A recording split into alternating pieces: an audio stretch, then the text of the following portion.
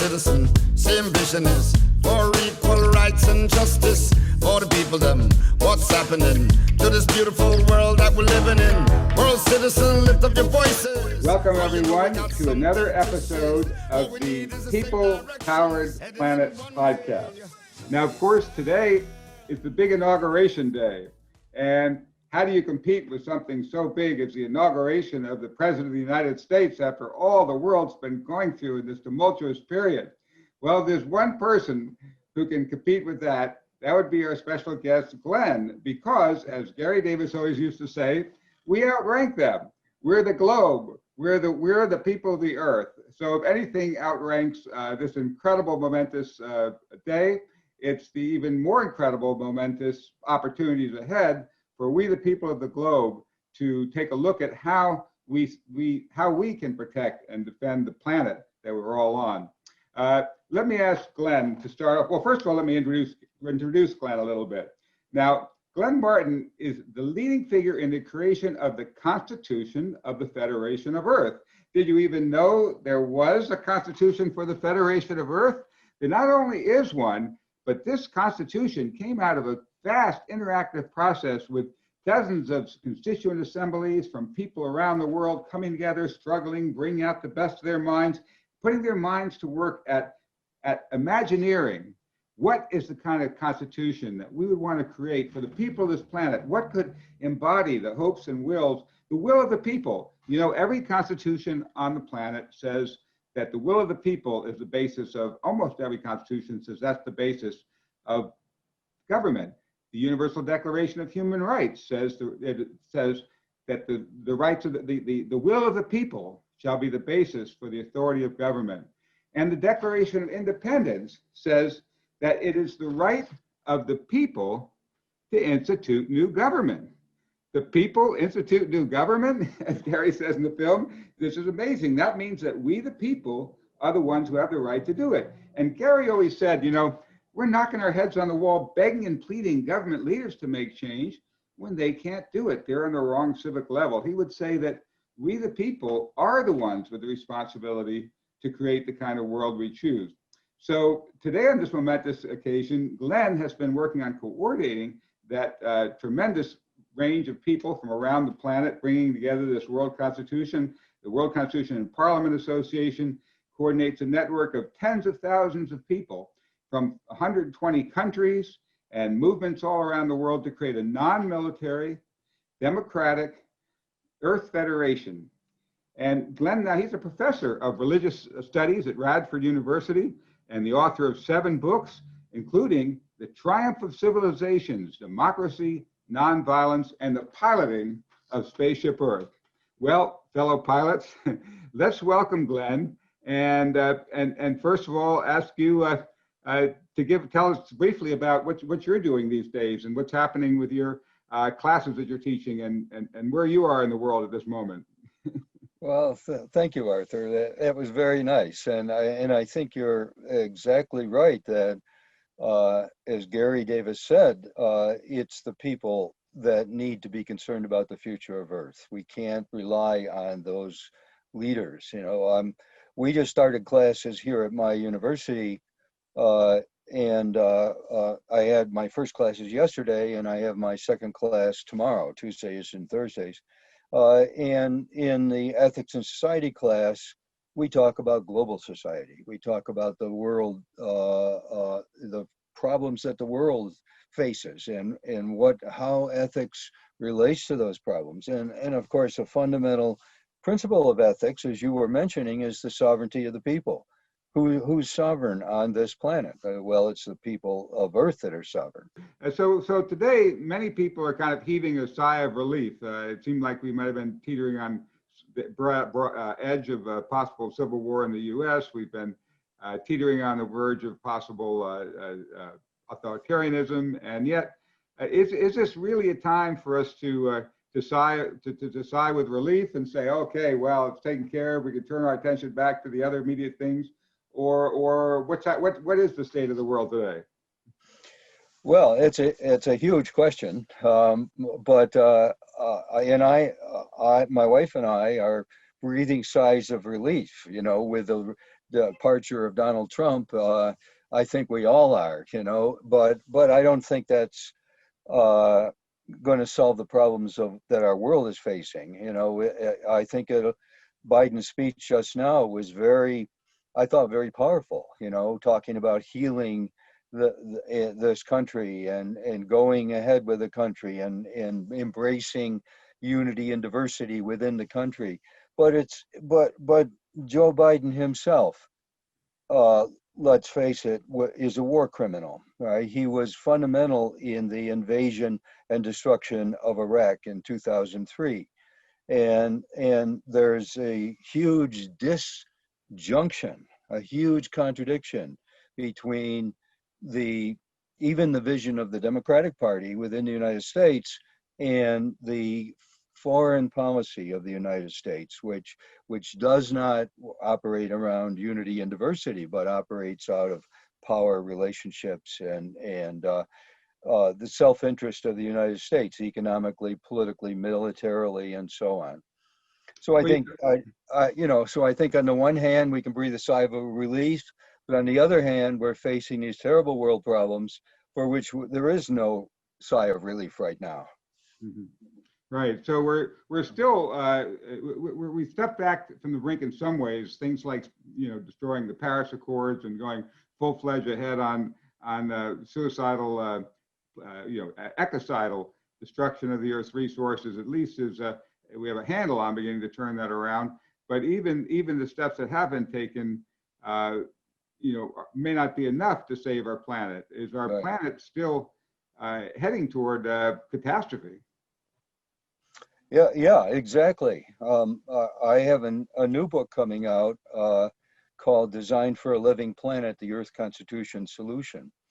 And in there, I have an entire chapter on the UN Sustainable Development Goals. And the chapter argues that these cannot be achieved, because the UN system is predicated on the principle of sovereign nations.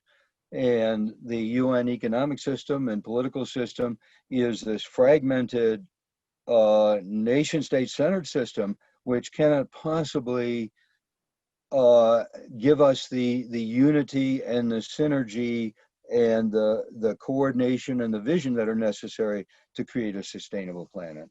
Mm-hmm. Well, I wonder if part of the problem isn't that even if you get a really great person, even if you had a saint in the role of President of the United States, they're still afflicted with the fact of what President Eisenhower talked about, this huge military-industrial complex that even he, as a general, in his final warning to the nation, the most important speech, said, this is in every state house. It's going to destroy our economy. It's the best it can mean is a life of continuous fear and tension and a burden of arms that is stealing from every part of our society. And the worst is atomic war. And we're still, this many years later, teetering on the edge of that. Is the problem, you mentioned the roots of that problem in your wonderful book on the Constitution of the Earth. In your introduction, you go back to the roots of the problem being in this in this whole mechanistic view that the universe is sort of like a mechanical clock, and then out of that came the idea that an economy that's a mechanical economy, and if everybody pursues their own self-interest in some magical way, this will all come together and serve the common good. And you mentioned that there's now a new paradigm that has emerged that breaks the logic of that paradigm, which you said would have the inevitable result of making even good people do bad things because they're in that broken system. Yes. What is the new paradigm you see emerging, and how does it emerge out of this to empower people to do the good they want to do in the world?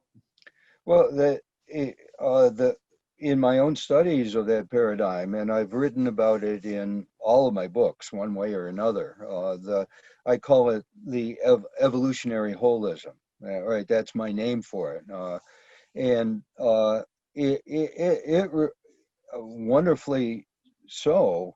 It has emerged from the discoveries of science. Right, it isn't just as the old paradigm, the paradigm on which the nation-state system of fragmentation is based and the capitalist system of self-interest is based. That paradigm came out of Newtonian science, right? It was the scientists who formulated the Newtonian worldview, which was atomistic and mechanistic and deterministic.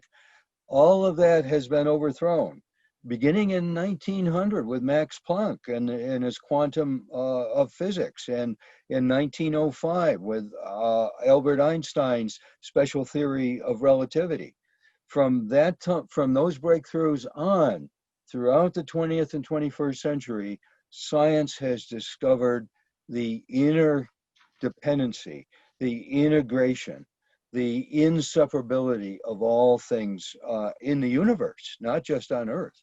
And of course, with the discovery of climate science, the climate scientists are confirming and reinforcing that same general idea that we're interdependent with the ecosystem of the planet. And the ecosystem of the planet is not atomistic, but it's a giant web, a network of interrelationships.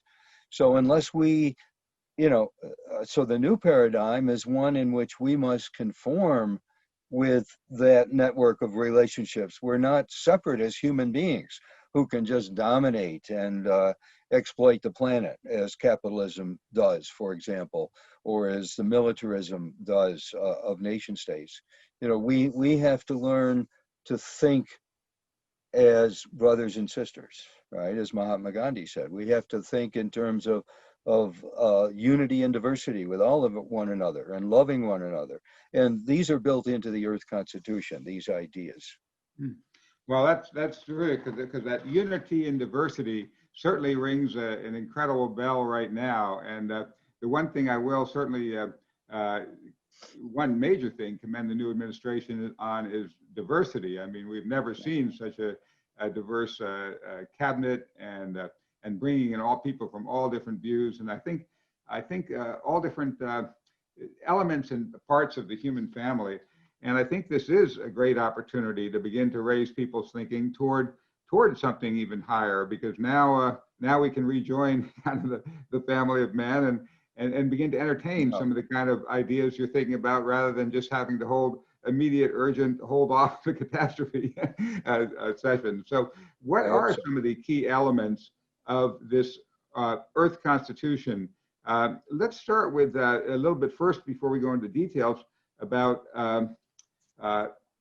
how it was created. Well, let's lay out, first of all, the general overview of what are the different bodies in it, and then we'll talk about how it came into pass. Okay, the Constitution is a parliamentary system, right? Which means that the World Parliament is the supreme authority.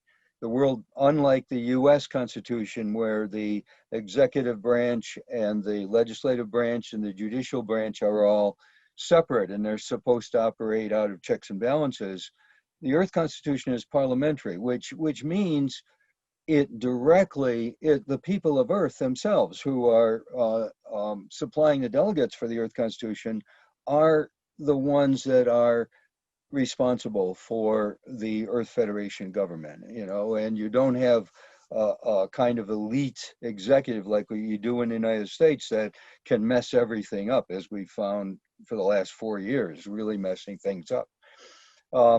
So that's the main body. And the Earth Constitution has 3 houses to it. The House of Peoples, 1,000 electoral districts from roughly equivalent for populations around the Earth. So everybody on Earth, is going to have a constituency. Everybody on Earth is going to be sending a delegate to the House of Peoples. And then there's the House of Nations. Under the Earth Constitution, nations are not abolished, but they become like states within the United States. They become administrative and political units that are joined together under the Constitution. And the Constitution provides the legal framework, and the states have delegated sovereignty. They, of course, make laws for their internal affairs, as long as these laws don't interfere with the Constitution. And then the third house, within the World Parliament, the third house is the House of Counselors. And in my view, this is a brilliant feature of the Constitution because faculty and students from around the world, I won't go into the mechanism by which this takes place, but as outlined by the Constitution, but faculty and students from around the world nominate people they think should be in the House of Counselors. That is, they're nominating people who are wise, who are experts in the environment, who are human rights activists. They want people who have extraordinary wisdom and understanding and knowledge in the House of Counselors. And that after they're elected, there is 200 people in that house. So the whole world parliament will be these three houses together. Right. So that's kind of building on way back from from the days where we talked about a philosopher king, or from in the earliest of time has been how do we get the wisest to be available, and how do you choose who's really wise? Yes. That starts becoming the problem and the thorn in that. But some kind of interactive process of the people of the planet sounds like giving us perhaps the best hope to begin to evolve that. Well, tell us a little bit more. There have been, I remember back in high school reading a World Constitution by Clark and Sowen, and there have been various people who've developed various proposals for Earth constitutions over the years. How is this different, and how was this particular one created? Well, I've looked at, over my history as a professor of philosophy, at the university, specializing in the philosophy of law is one of my areas. I've looked at these other constitutions, and there's nothing inherently flawed. The political system can be organized in different ways. And if you look at the constitutions, for example, of European nations, they are organized in different ways. And there's nothing inherently bad, but in my view, this constitution is extraordinary. It is designed so well. It doesn't mean that that maybe myself or yourself might object to this or that provision.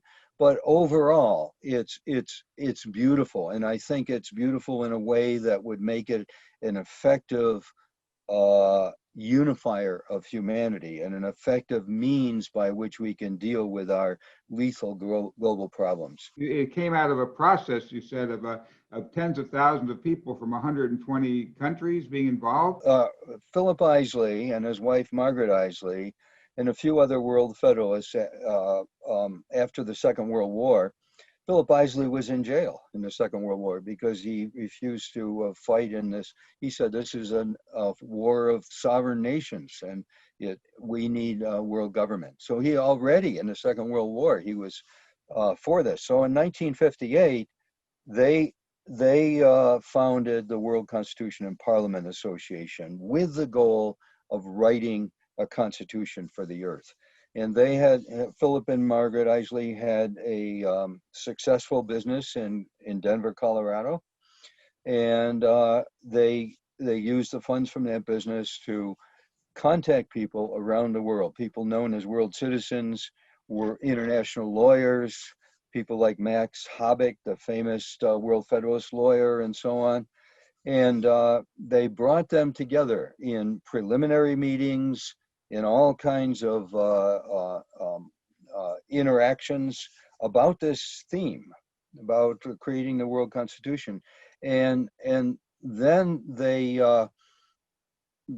held the first, what we call constituent assemblies, the first constituent assembly in Interlaken, Switzerland, 1968. And at that meeting, people from all over the world elected a drafting committee of 25 persons, and it was chaired by Dr. Reinhard Ruga of Mexico. And this drafting committee was charged by the group who met there in Switzerland charged with what they wanted in the Constitution. They wanted such and such about human rights, such and such about Parliament, and so on. And so the after 1968, that group began working on writing the Constitution. And as they wrote drafts, they sent it out the drafts to this body of people around the world for their responses, for their input, and so on. And after doing this a couple of times, 9 years later, in 1977, they met in Innsbruck, Austria, and they had the first draft of the Constitution there in front of them. And they went over it paragraph by paragraph and discussed the wording and so on. And they came out with what they finished with was the first draft of the Constitution. And there was tremendous excitement. And they began sending it out worldwide and so on to heads of nations. But it really wasn't finished. And they began to realize that it wasn't finished. People still had ideas about what might be improved. How many improvement conferences and things have happened since then? Well, it was, there were two more after that. That was the second Constituent Assembly. The third was in Colombo, Sri Lanka, 1979. And then the fourth and final one was in Troia, Portugal in 1991. Right. Well, now, it's a fascinating book. When you look at it, I mean, it seems like a pretty little book here, but it's pretty fine print, and it really goes into incredible detail about how this could all work out, and has a beautiful introduction by you. How can people get a copy of the Constitution of the Federation of Earth? Well, you can just go on Amazon.com, right, and order it. Probably many people do that, but of course the actual publisher is the Institute for Economic Democracy, that has their headquarters here in Virginia, and it can be ordered from them as well. Mm-hmm. And also from our website, www.earthconstitution.world. You can go on our website, and we have a store there, and that's one of the books for sale there too. So I know the Citizens for Global Solutions has a book club that is discussing this book chapter by chapter, and so maybe later Melanie will put in the chat, or one of you, how people can actually join that too if they want to have a more detailed discussion and talk with others about each chapter and the meaning and the significance of it. But of course, the key, more important question is, it's one thing to conceptualize a constitution for the Earth. It's another thing to consider how that's actually going to come about. How will that reach the people of the planet? How will it happen? What's your vision for how this constitution can become a reality? Well, the World Constitution and Parliament Association, as I mentioned, was founded in 1958, and under that, that was before I was, of course, part of it. But they began promoting it even then, even before it was the final version came out in 1991, because Article 19, which I think is another brilliant feature of this Constitution, Article 19, the last article, says that the people of Earth they have the right and the duty to start it now. We can start the actual mechanisms of world government, the features of world government now. And the main thing that we have done over these years, and that they began before I became part of this movement, was to hold sessions of the Provisional World Parliament. So, this sessions of the Provisional World Parliament are not just conferences. They're not just peace conferences, which are a dime a dozen. They're happening all over the world. These are under the authority of the Earth Constitution, and people come from around the world as certified as delegates who are signatories to the Earth Constitution, and they have proposed provisional world legislative acts. And they study these acts, they debate them, they modify them, and they vote on them. And those that pass become world legislative acts. And to date, we have held 14 sessions of the Provisional World Parliament, and we have some 67 world legislative acts. And these can be found on our websites. And they're really, in my view, they're quite amazing. They're quite brilliant. They model for the people of Earth what could be done, right, under the authority of the Earth Constitution. The United Nations, the Secretary General of the UN has called for a worldwide global conversation on the future we want, the UN we need. Is that an opening, and has that been an opening for you to begin to further develop and inject these ideas into the global consciousness? Well, that's one initiative. As we know, as World Federalists, people have been trying to reform the UN since it was founded in 1945. And they haven't had a lot of success with doing that.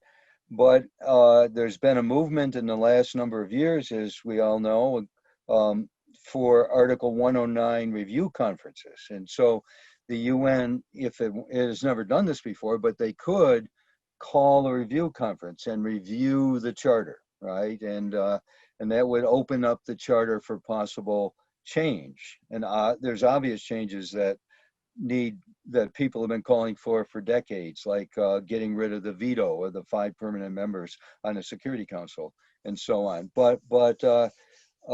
So we support that. In fact, I'm a member of the board of the Democratic World Federalists. You may know them because they're centered in San Francisco. Their president is Roger Cotilla, and their mission is what is known as the San Francisco Promise. The UN was originally founded in San Francisco, and when it was founded in San Francisco in 1945, they set up the charter as it is today, with the 5 permanent members having veto and so on. But the promise was within 10 years, they would review that charter. And it didn't happen, right? The San Francisco Promise was never kept. And so we support, if they can review that charter, we'll be there with the Earth Constitution and be arguing that the charter should be replaced by the Earth Constitution. We don't want to abolish the UN. We want to embrace the UN's agencies and include them within a real constitution that has real capacity to solve planetary problems. I noticed in the Constitution that you have all the UN agencies continuing, but under this broader auspices. Yes. So right now, we are in an interactive Zoom conference here, and all over the world, people are engaging in these interactive Zoom conferences, and they're beginning to learn, how as a planet we can interactively interact through everybody involved, not just electing representatives who then take our positions to somebody else, but where we're actually interacting. How do you see the both the future assemblies of the happening in the digital world, and how can this constitution evolve in a more digitally interactive world? Yeah, that's a good question. As a matter of fact, we have one person on our board of the Earth Constitution Institute that works hand in hand with the World Constitution and Parliament Association. And his name is Lucio Rodriguez. And he's the head of a new project called the Orbis Project. And the Orbis Project is collecting support from sophisticated digital experts and platforms, because what we're going to be doing is creating blockchain secure voting IDs for people around the earth, people who are interested, so that people will be able to have secure online voting. And as you remember a moment ago, I said there's 1,000 electoral districts, and we're in the process of defining these districts. Many of them have been defined for a long time, but we're refining those original boundaries of the districts. So in the process of defining electoral districts and signing people up for secure digital voting. We're in the process of creating a virtual world auditorium that will be the seat of the virtual world parliament as it emerges. So right now we've called for the next session of the Provisional World Parliament, which will be in New Delhi. The date is next December. But by that time, we may well also have the capacity developed to actually hold virtual world parliaments. Mhm. Well, I love that idea of the virtual world parliament, and count me in because I'm very interested in that. Now, Good. right on this call, I see we have one of the people, Michael, who's listed there as Global Citizen One. He was one of our speakers talking about the digital identity, and he was talking about going beyond the blockchain to a holo chain, a more holistic and environmentally friendly way of doing that. And we also have coming up on the planet, if you go to peoplepoweredplanet.com, we have also on that same subject, we have on the virtual state, we have Jan, Brendan, Brad, and Mike are all part of this virtual nation evolution of digital identity and world citizenship, and tying in with, there are a lot of people beginning to work on that. And then the one after that, it will be Rufo, who is a entrepreneur with, again, a way of making secure digital identities. So, and of course, between those, we have a fantastic opportunity. We have Shekhar Mehta, who is the president-elect of the entire Rotary around the world, a great way to connect with people around the world. And I see Barbara and other Rotarians are here on the call, who are Richard Denton and a variety of others who are part of that important outreach opportunity. But coming back to the digital world, one of the things I'd like to perhaps stretch your mind a little bit is one of the conversations I used to have with Gary, and he was saying, you know, he had hired this integrity expert who had worked with Buckminster Fuller and these sort of more holistic designs based on the geodesic sphere and synergy and synergistic coming conclusions. And he said, you know, I mean, this whole idea of win-lose democracy, like you elect a representative and then 51% are for them, the other aren't, you know, half loses, half wins. You also have then representatives. He says in the film, as you saw, he says, nowadays we all meet in the global room. We're doing it right now. And what he was advocating was a kind of interactive synergistic system where instead of, you know, okay, do we vote yes or no on this? Do we vote right or wrong? He said, people are so much more than a vote. We're full of ideas and creativity and other things. Why not find an interactive way to tap into the highest and best wisdom in each person? You know, voting brings us to the lowest common denominator. You know, well, okay, let's just happily assemble just enough people to defeat this and win our side. Whereas this old, more synergistic system could bring out kind of the best in everyone, where everybody's putting their best minds into and getting access to what are the things that work and how can we apply those here. And everyone's interactively coming up with the best for the planet. Do you see some possibility as you're going into this more interactive digital world of moving the Earth Constitution in that direction? Well, yeah, yes. For one thing, I think voting.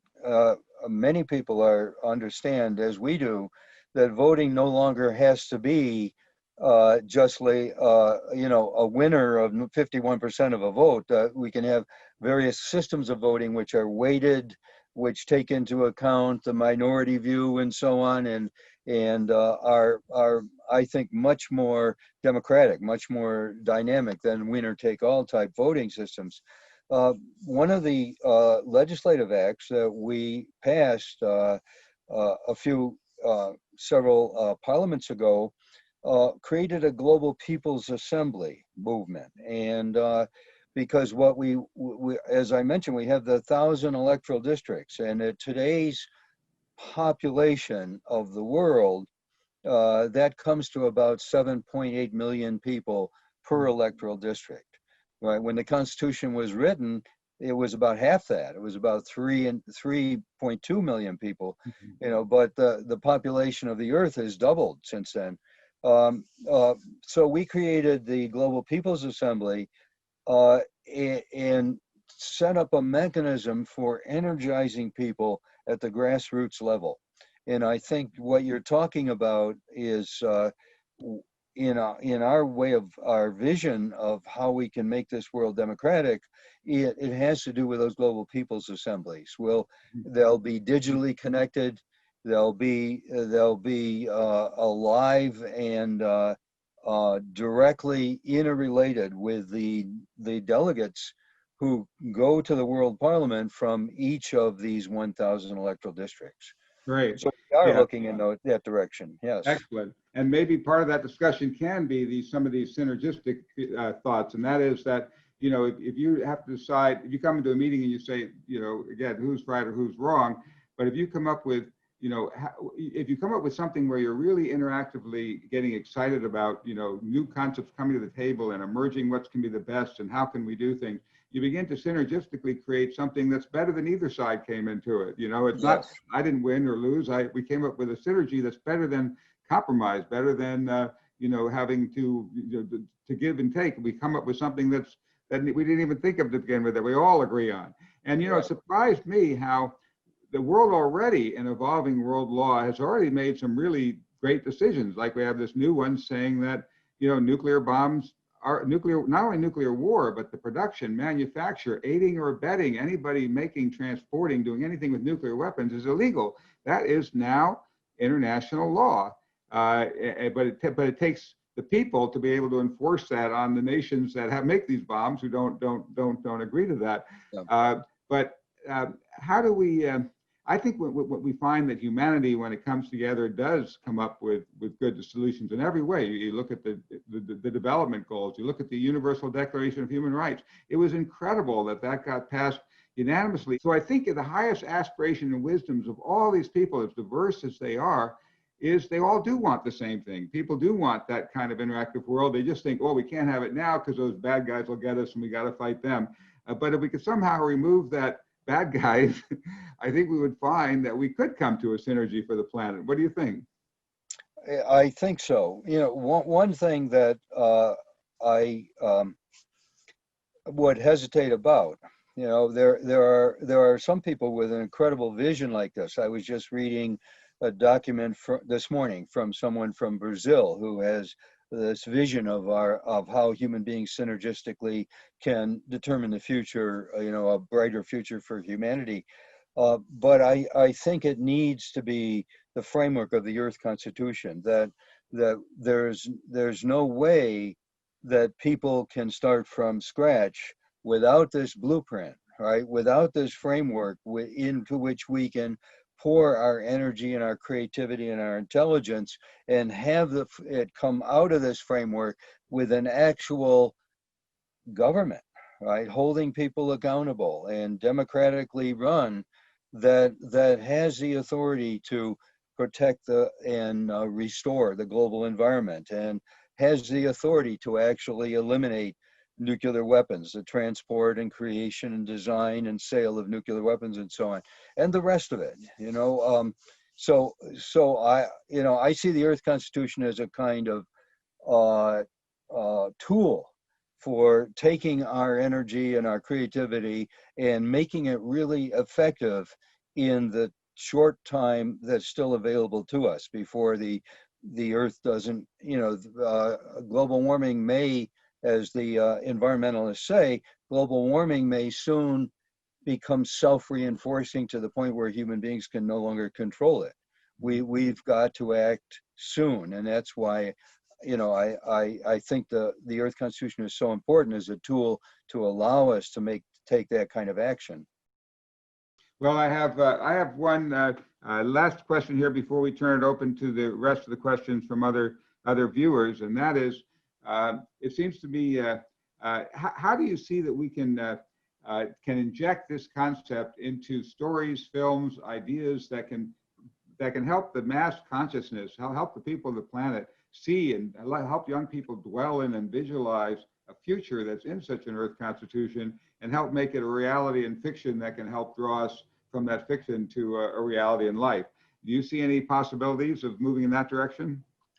Yeah, I think there's already on the internet all kinds of groups and movements and ideas that are out there that are really looking at our world as one world and everybody on it, and appreciating the cultures and the cultural interaction of people around the world. And I think that this kind of explosion of people who really think in terms of our planetary consciousness rather than my nation or my race or my religion versus yours, this explosion is going on right now.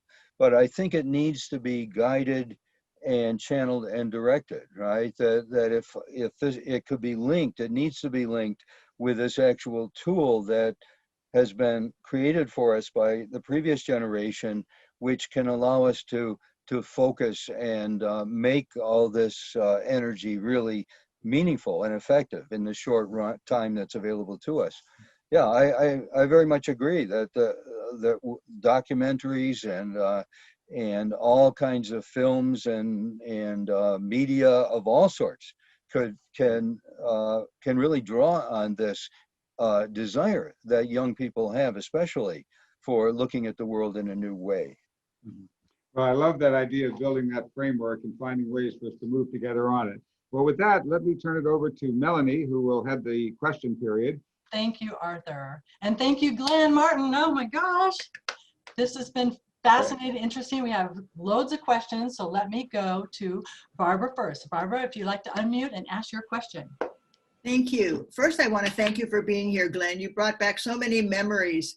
And I want to thank Beth. She probably knew everybody I knew because we were early involved with the movement that made us a world federation. But I wanted to read something. No peace lies in the future, which is not hidden in the present moment. Take peace.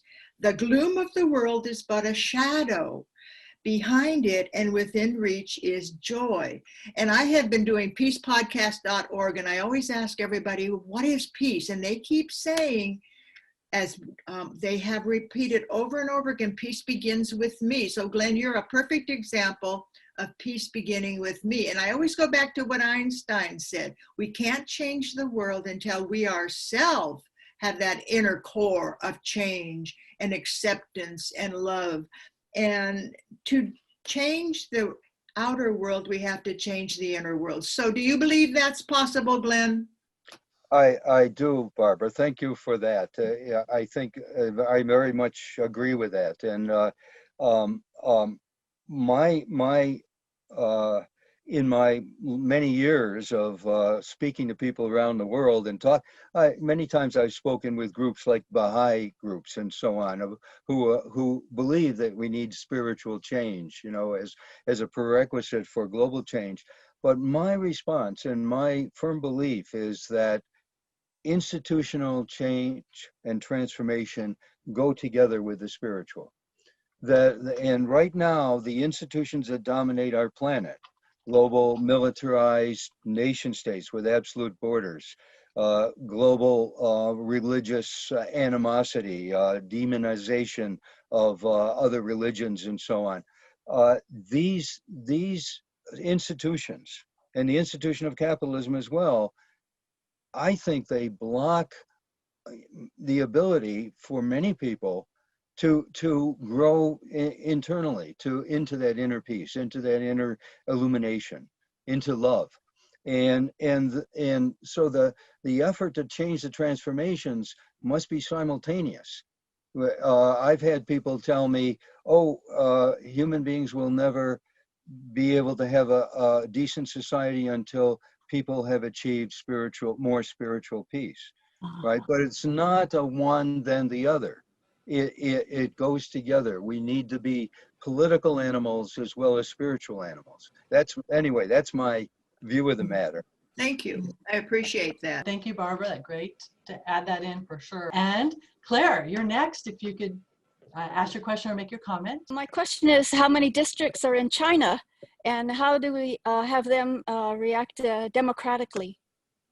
Yeah, that's a good question. The districts are being sketched out, and the various areas of the world have numbers assigned because we've got the 1,000 numbers. So for example, in India, it's number, so I'm just, making this up, but it's like number 788 to 888, right? And China is, another 100 there, depending on their population and so on. What we have to count on is the joy, I think, to use Barbara's language, the joy that's there, the energy that's there, the cosmic forces, if you will, that are behind their in human life, urging themselves to come out. Because I don't think we can go in from outside to China, for example, and tell them you got to start organizing, in this way, and that you're not doing it right. What we need is a worldwide effort that the Chinese see as exciting and as worthwhile, and so that they bring it in of their own accord, and I know there's no easy solution to that, but there are districts assigned to China, and if the people of China generate interest, we're there with all the information and the help and the digital registering that will be necessary for them to take it for themselves. Right. Love that answer. Yes, and now we have someone on the call who actually ran for Vice President of the United States back in 1988 on the World Citizen Party ticket with Gary Davis running for president, and her name is Beth Leeds. And Beth Leeds, would you like to go ahead and ask your question? Thank you so much. This is really wonderful. I really feel at home here on Earth with all of you. Before I ask my question, I'd like to say that I was invited to the Third World Parliament in Miami Beach, Florida, at the Fontainebleau Hotel by Roger Cotella, Dr. Roger Cotella, and also Philip Isley. And it was really an amazing event. And at that event, someone came and whispered to someone, and they said, Gary Davis needs a vice presidential candidate, and we were asked if we knew of one. Everyone said I should be the candidate, and I said, well, I'll only do it if there's a vote and it's unanimous. And so 800 people voted, and it was unanimous. Wow. And that's how that happened. But I also wanted to say my little saying is, there are no sides. The Earth is round. And I've been saying that ever since that conference. So my question is, can we have another call like this? Because I think it's really, now we have a lot of thoughts and things that we have to think about. And I think that we could really have a nice strategy session. Would that be possible? For me, I mean, this is what I live for. My life is directed to trying to make this happen to the extent that I possibly can, and to the future of humanity, and I'd be happy anytime. I'm very anxious to continue communications, and I was thinking when Arthur was speaking a few moments ago about all the people who are concerned with the exploring the possibilities of the digital revolution that's going on, that I perhaps Lucio, who's heading our digital project, could be in contact with some of you so that we could have interface on that area too. What's the best way to get a hold of you, would you say, Glenn? Email is good. Let's put it in the chat maybe. The CGS Book Club is already looking at your World Constitution. I think they have two, Roger Cotillo is part of that, and everyone coming up sessions going to more debate, more detail on this. So get everyone to join that. If I might just say, Arthur, at their next meeting, they're doing Articles 1 through 9. That's their assignment, and they've invited me to be there to talk about that with them. So I'll be in the next meeting of the CGS Book Club for Articles 1 through 9 of the Earth Constitution. Yeah, you don't want to miss that. I put the link in again. So yeah, definitely come to that, Beth. That would be perfect. And Oh, I will. Thank you. that's a beginning, but then I very much like the idea, Glenn, if you want to carry on some more of these interactive sessions and go into that, I would love to be a part of evolving that aspect with you. Let me go back to Melanie and taking more questions. Yeah, sure. Maybe we can get a candidate on the ballot, the world citizen again. Oh, right. Woo! Yeah.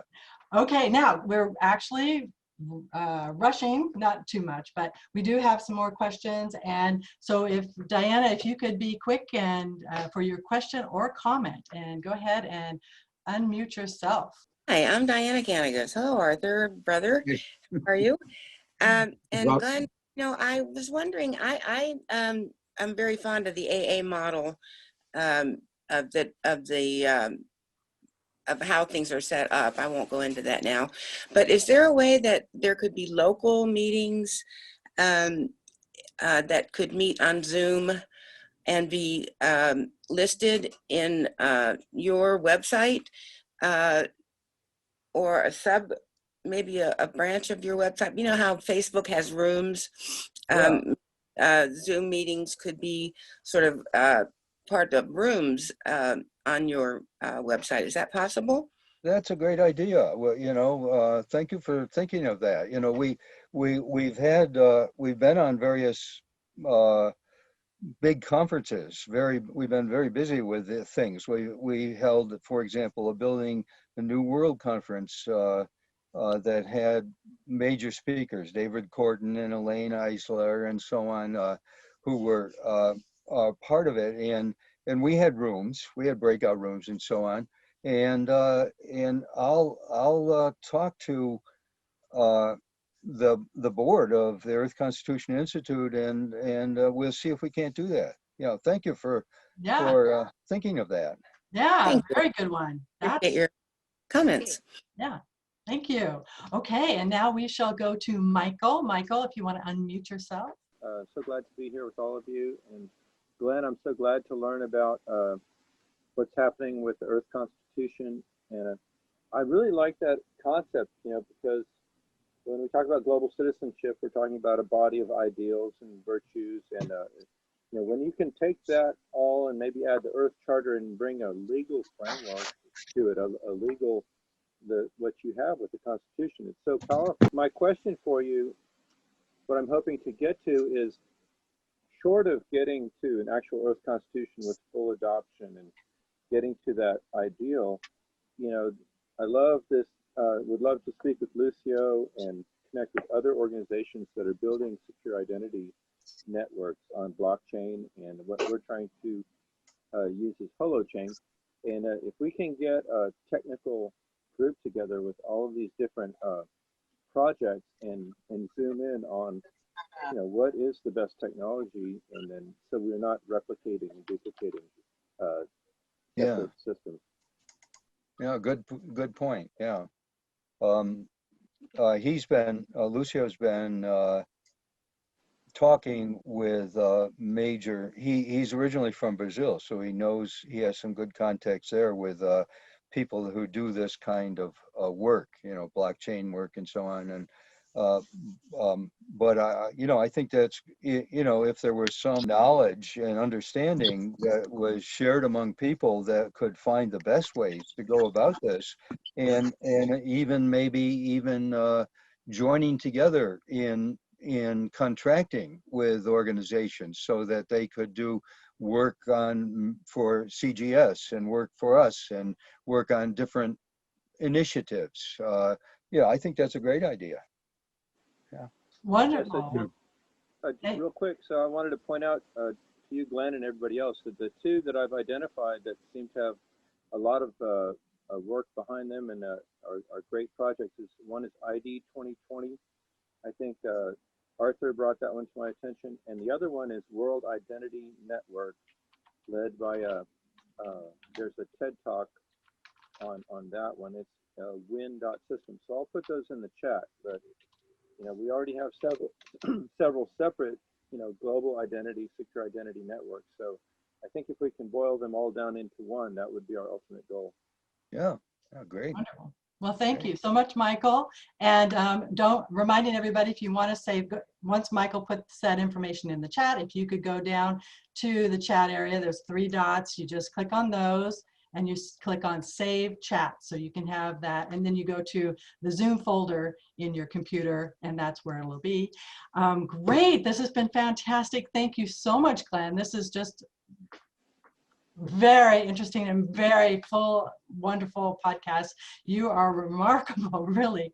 Oh my gosh. Thank you for being the person you are. Thank you for bringing this forward. I love Earth Federation, just those words together.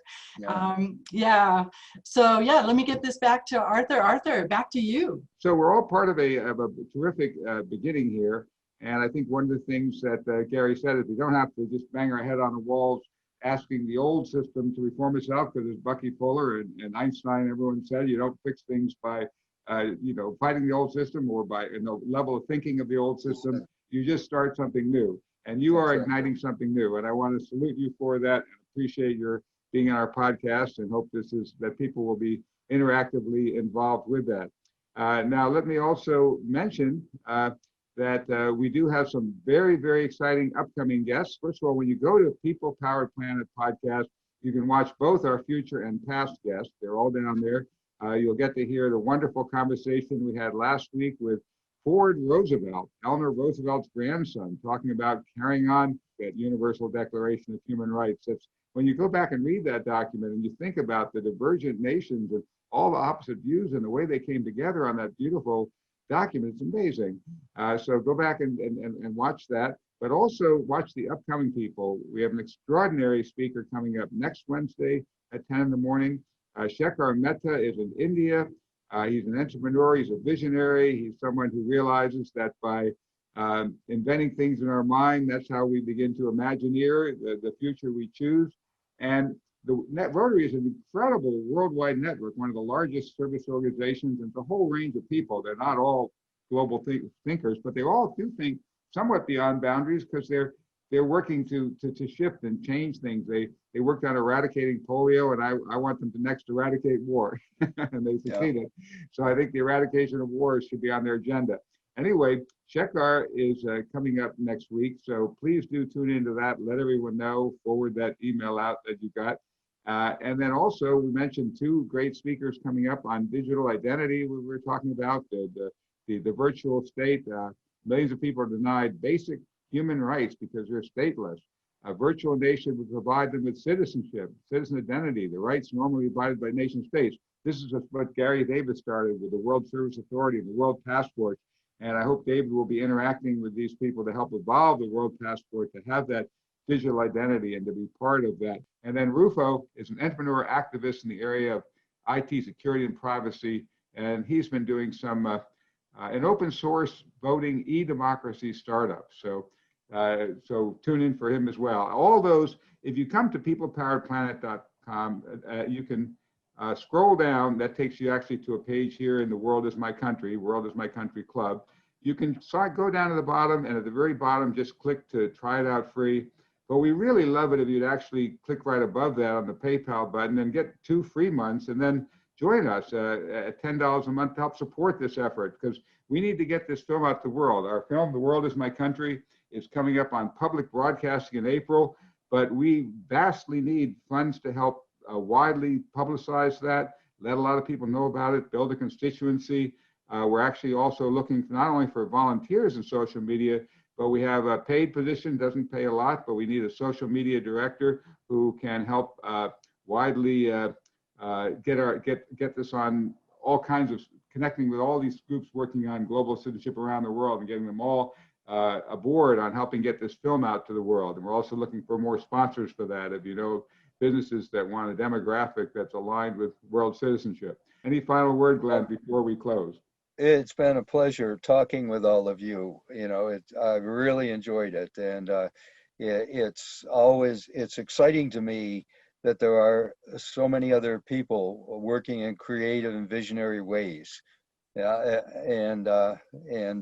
So let's you know, let's go forward together. Let's make this happen. Right on Hooray!